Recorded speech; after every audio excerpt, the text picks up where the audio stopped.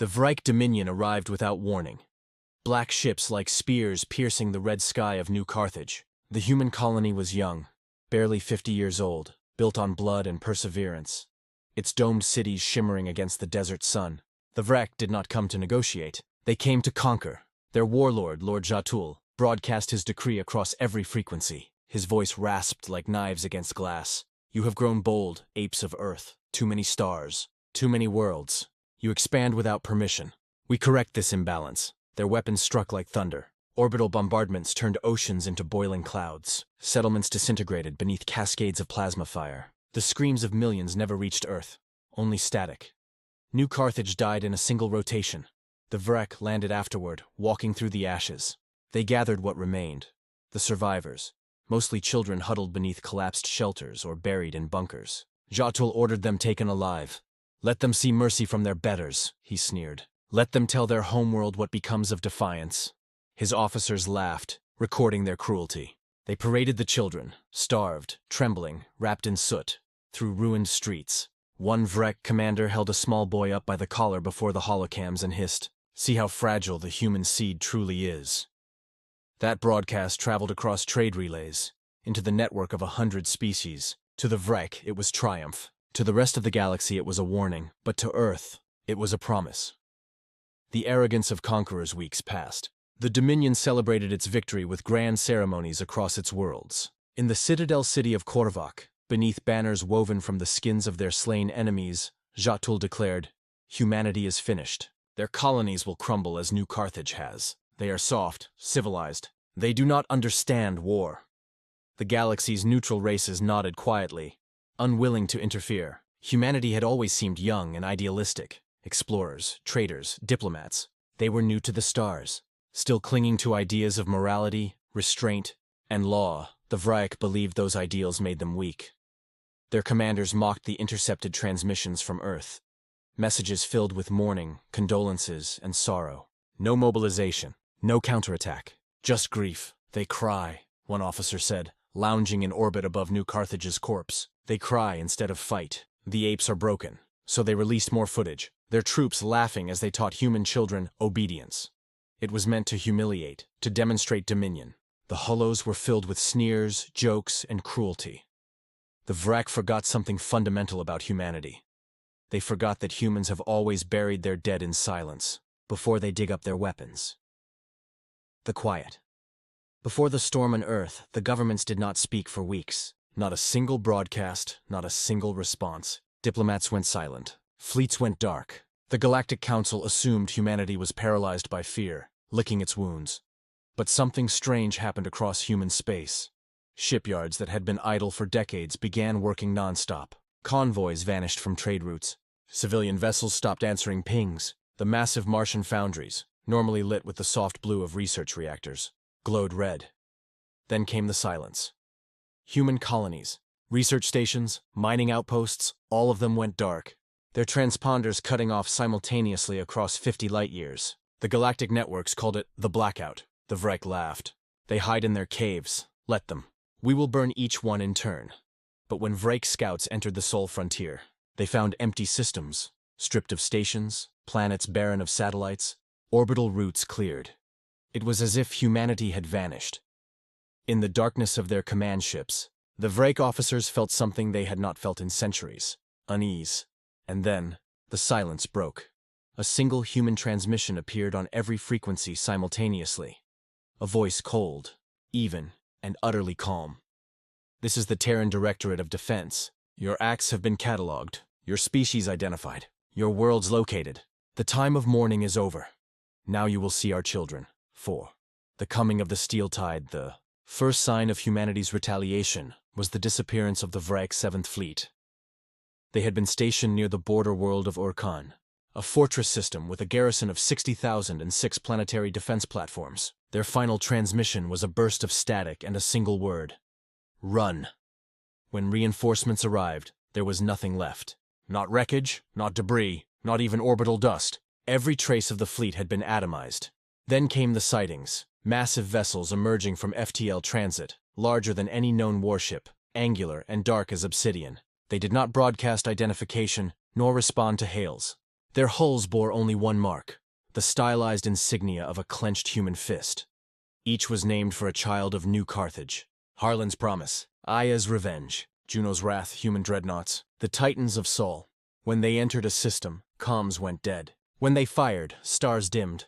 They carried kinetic lances the size of skyscrapers, railguns capable of splitting moons, and drones that burned through armor with precision unseen in galactic warfare.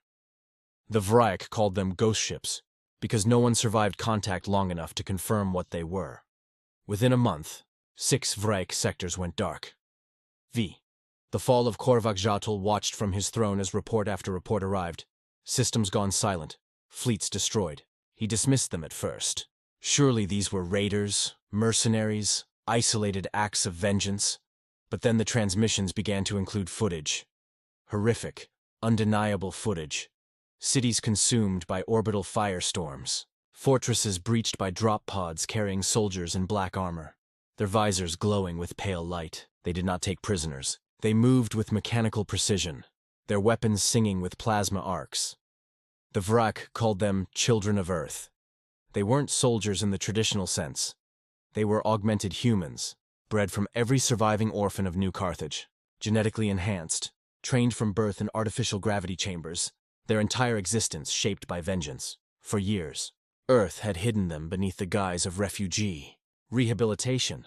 Now they marched through alien worlds like angels of judgment. Every one of them carried a mark, the coordinates, of New Carthage burned into their skin. When the children of Earth came to Korvac, there were no negotiations. The human fleet dropped from FTL like a curtain of fire. Hundreds of dreadnoughts formed a ring around the planet. Orbital bombardment began, not to annihilate, but to cut. They carved burning lines into the crust, writing words in fire visible from orbit, "Remember New Carthage." Then they descended. Jatul watched from the walls of his citadel as black dropships blotted out the sun. The ground shook. His soldiers fired everything they had, rail cannons, plasma volleys, atmospheric mines, but the humans advanced through it all, unstoppable, relentless. When the gates fell, the first to enter was a woman, tall, armored, her voice amplified across the burning city.